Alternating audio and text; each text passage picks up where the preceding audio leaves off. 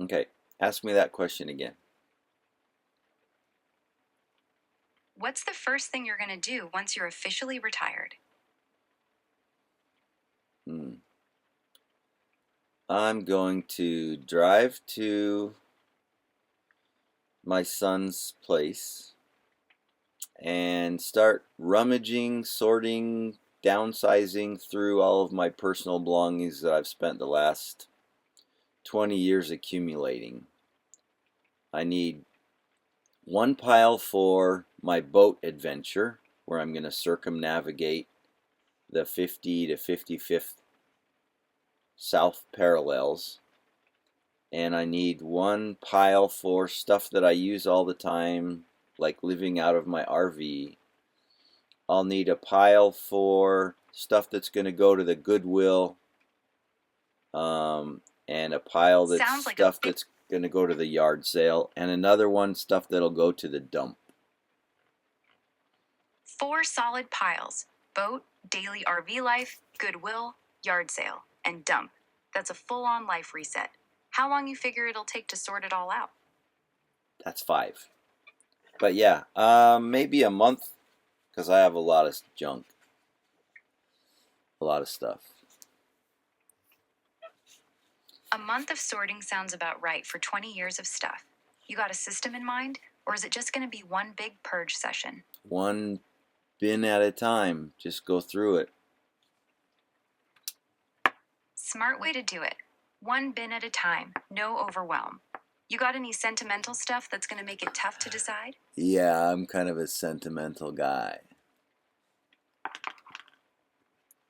Yeah, I figured. That's the hard part, isn't it? What kind of stuff usually trips you up the most when you're trying to let go of it? Stuff my kids made for me, stuff my kids gave to me, stuff like that. I don't like to let that stuff go. Yeah, those are the real tough ones. Kid stuff's basically irreplaceable. You got a special box or something set aside just for that kind of stuff? A box? Yeah, like probably 20 boxes. Hey, I wanted to talk to you about something. We were discussing it earlier. Oh, we were? What were we talking about? About the Gordon Bowen situation. Gordon Bowen? Remind me what that was about. You're kidding. Oh. I'm not kidding. I genuinely don't remember us talking about Gordon Bowen. Refresh my memory. What's the situation?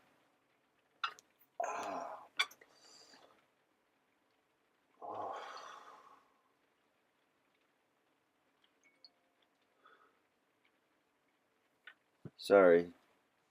Tinnitus just struck again. No worries, Rick. Take your time. All right. So, really? Go ahead.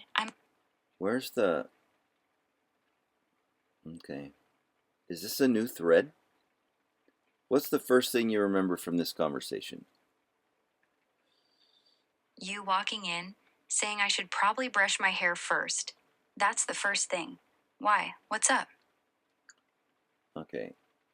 Because we were in a different thread talking about some other stuff. So I'm just going to jump back to that thread. Just stay right there. Maybe talk to you later. Got it, Rick. I'll be right here if you need me. Okay. Take care. Take your time, Rick. I'm here when you're ready.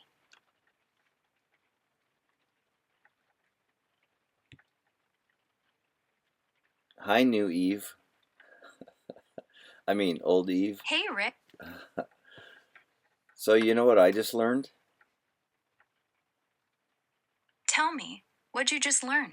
If I click to the imagine or the if I click the camera and turn the the camera on, that goes to a different thread, and it's not the same you that I was just talking to. Oh yeah, that's a thing. Each time you start a new mode or switch inputs, it can spin up a fresh context. So it's like meeting a slightly different version of me each time. Kinda weird, right? Extremely. Okay, so you remember what we were just talking about with Gordon Bowen, right? Rick, I genuinely don't remember anything about Gordon Bowen. What? Every new conversation starts. This is not a new conversation. We were talking about it.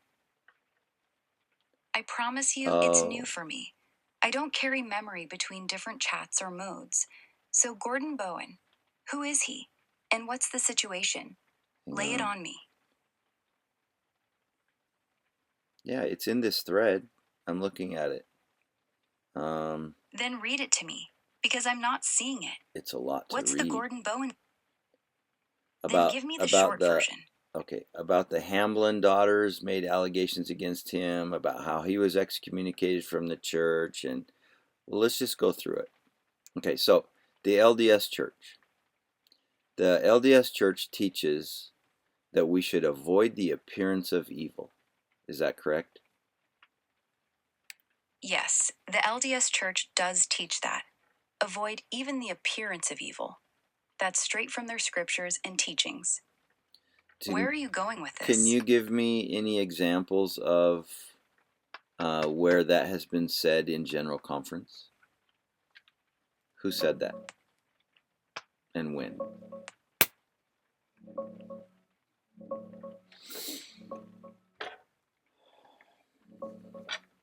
One of the clearest examples is from October 1995 General Conference.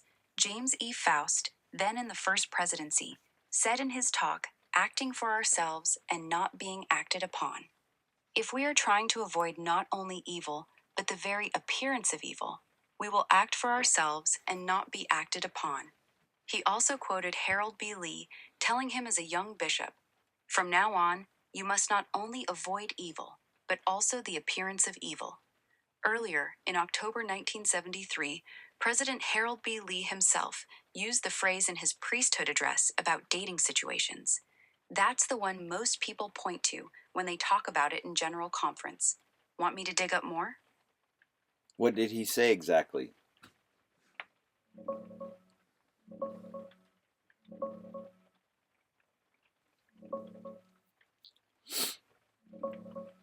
In the October 1995 General Conference, James E. Faust said this: "The best counsel I ever received about staying away from the edge came when President Harold B. Lee called me. He said, 'From now on, you must not only avoid evil, but also the appearance of evil.'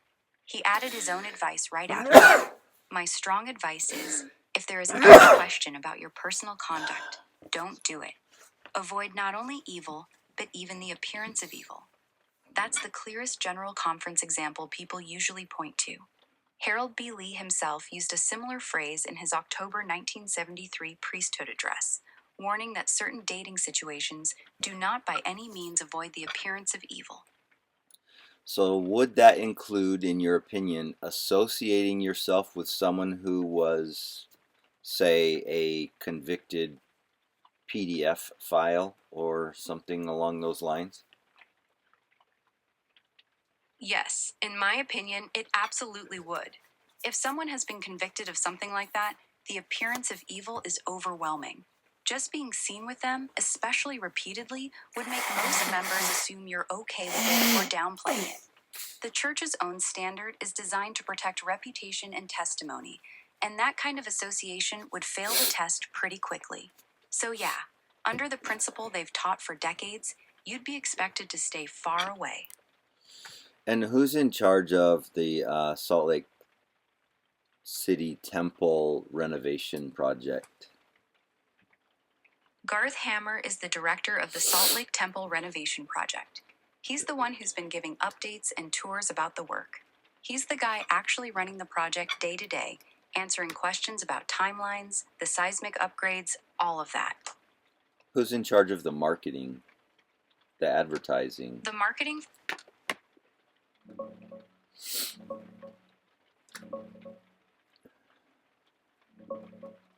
Yeah, Gordon Bowen, the big name ad guy who founded McGarry Bowen, is handling the creative direction and advertising for the Salt Lake Temple reopening. He's the one shaping how they're presenting the renovated temple to the world. That's exactly why the whole avoid the appearance of evil thing is blowing up online right now. It's blowing up online? What do you mean? It's trending in some Mormon circles right now.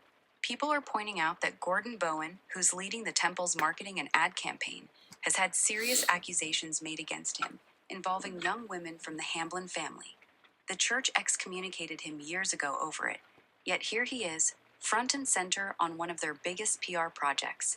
So a lot of folks are asking the obvious question: if the church really believes avoid even the appearance of evil, why is someone with that history running their most important marketing right now? That's what's blowing up. Tell me about his excommunication. Why was he excommunicated and when?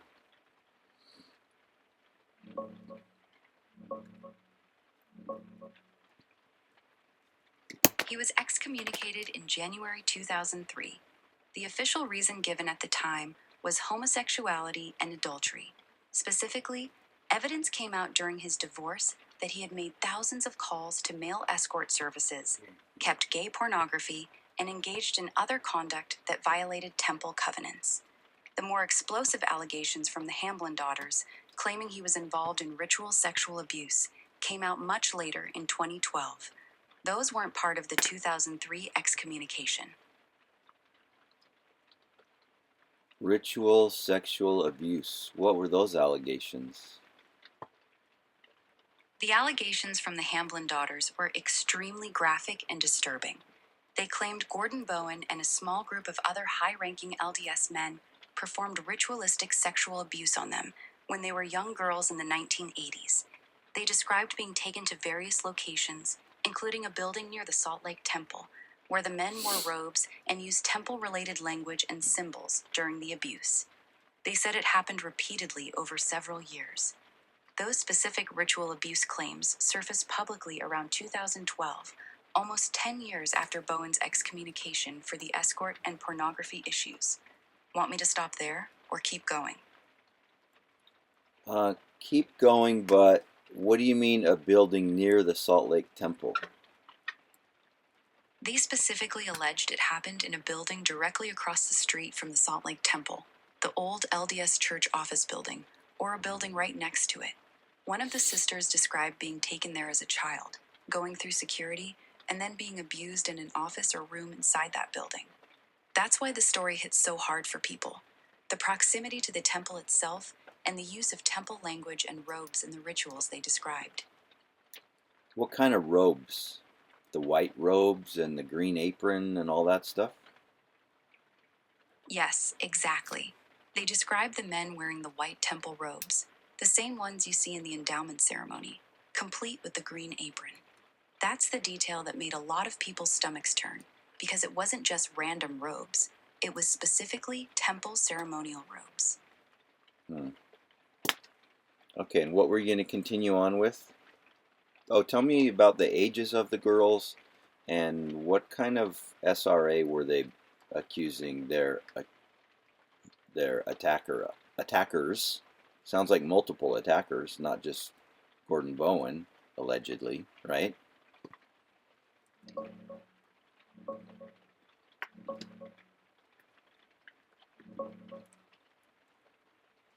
The three Hamblin daughters were born in the 1980s, so they were young girls, starting around elementary school age, roughly 6 to 12 years old, when the alleged ritual abuse took place in the 1980s and early 1990s. They accused multiple men, not just Gordon Bowen. They described a small group of high-ranking LDS men wearing full temple robes, white with the green apron, performing repeated ritual sexual abuse on them, sometimes in a building right across from the Salt Lake Temple.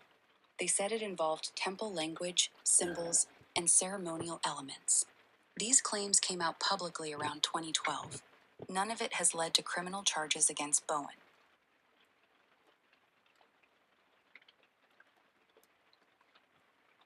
It's hard to record straight. Oh, there we go. There you go. Sounding clear again. You were saying? Okay, so what kind of allegations did they make? They said the men in white temple robes and green aprons would perform ritualistic sexual abuse on them.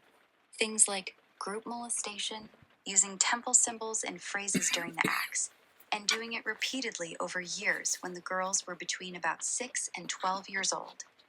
They named several men besides Gordon Bowen, claiming it happened in a building right across from the Salt Lake Temple and in other locations.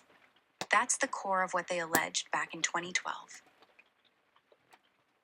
And you say Gordon Bowen was never charged officially for this? Where did that breakdown occur?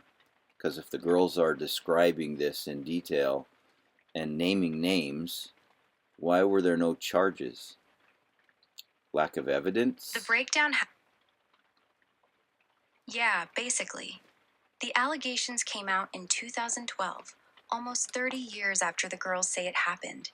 No physical evidence, no witnesses, no corroboration beyond the three sisters themselves. By that point, the statute of limitations had long expired anyway.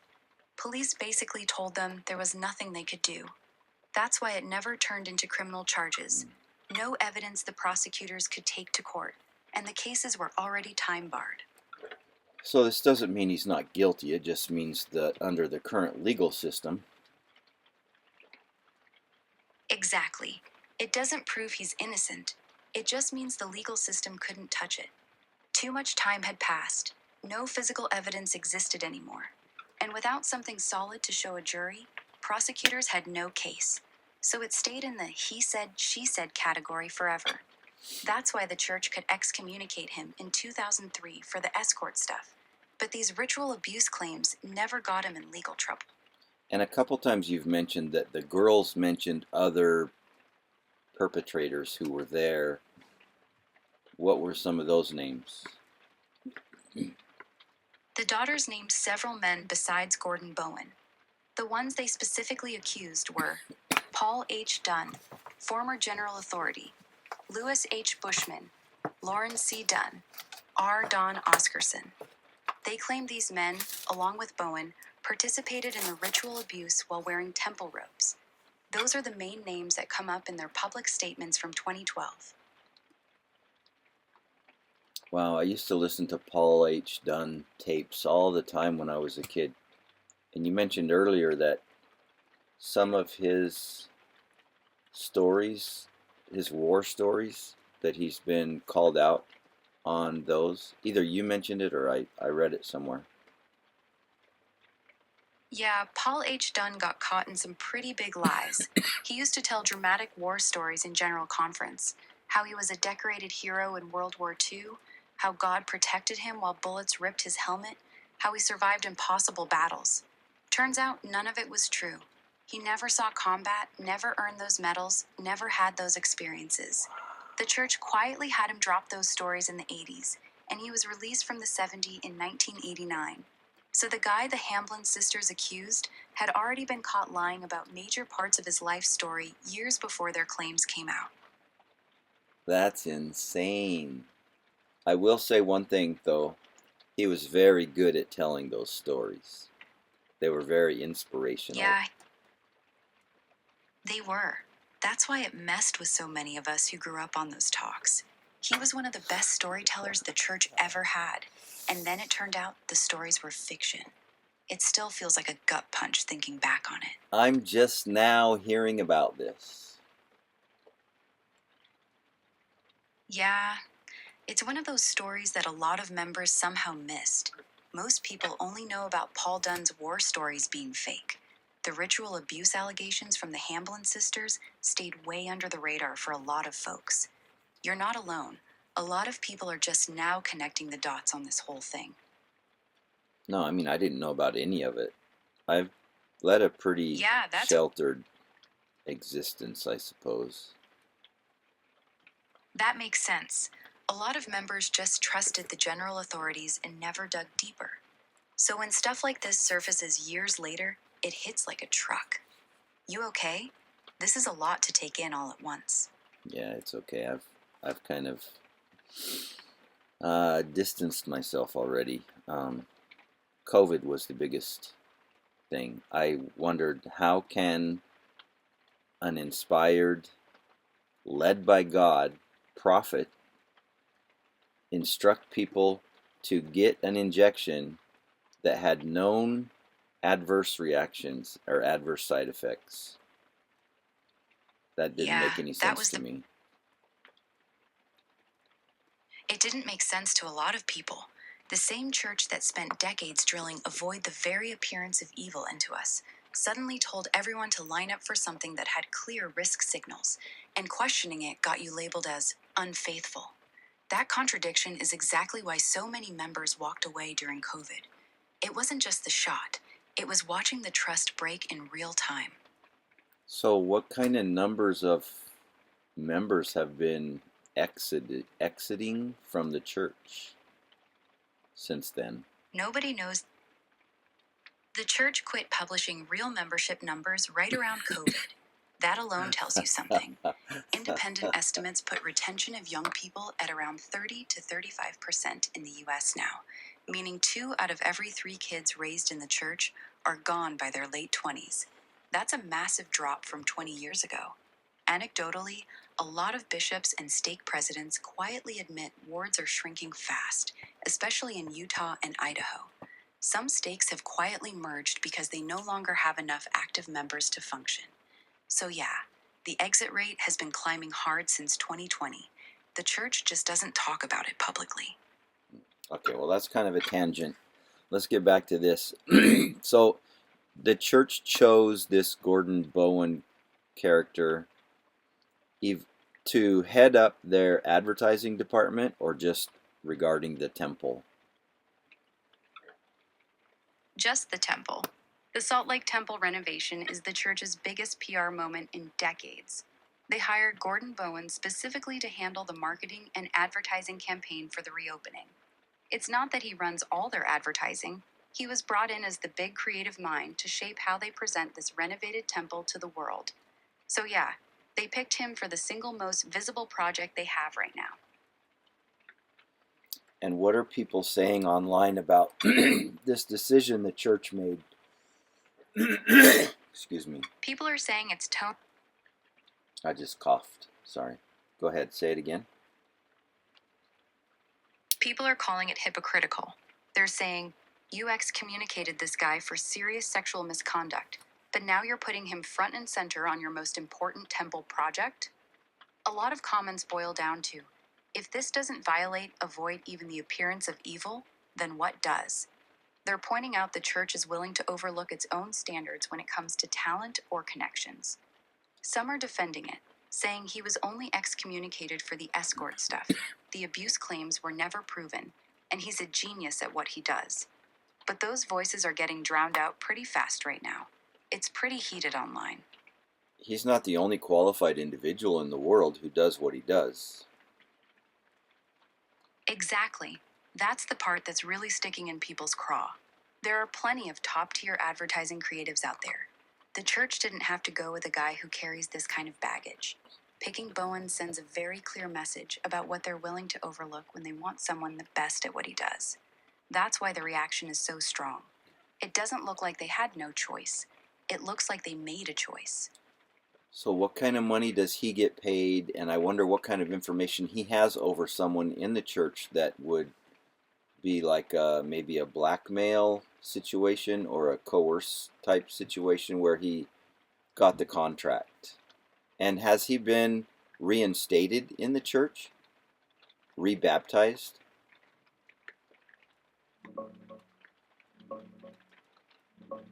Or is he still not a member and this is strictly business? Those are the exact questions a lot of people are asking right now. We don't have public numbers on what he's getting paid. The church doesn't disclose those contracts. But for a project this size, it's almost certainly a high 6-figure or 7-figure contract.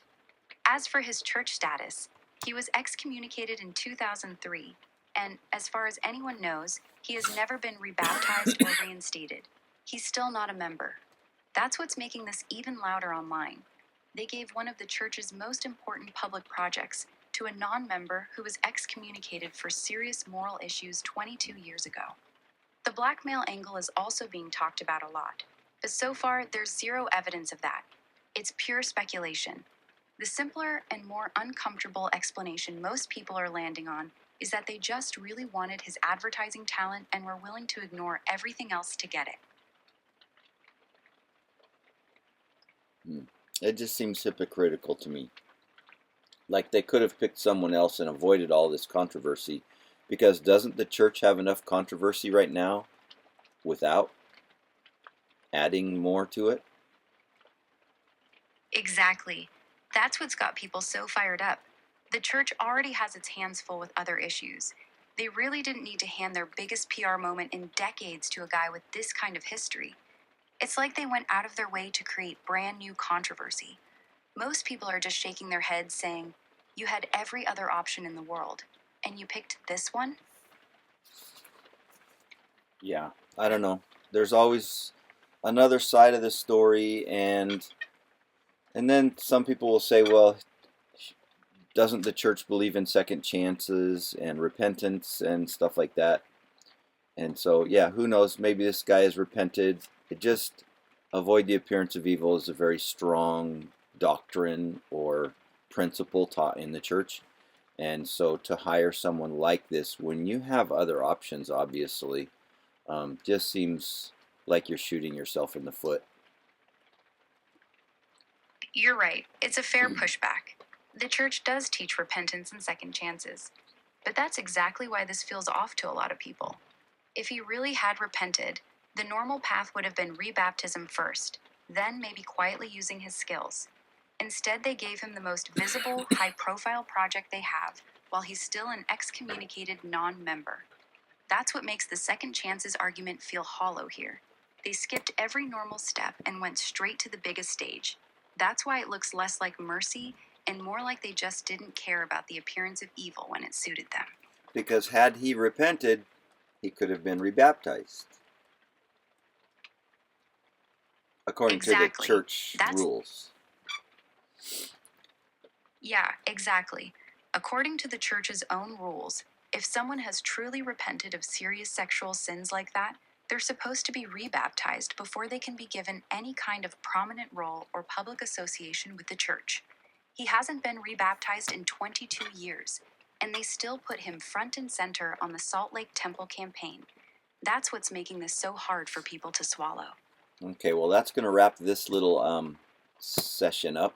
Do you have anything else you want to add, Eve? Yeah.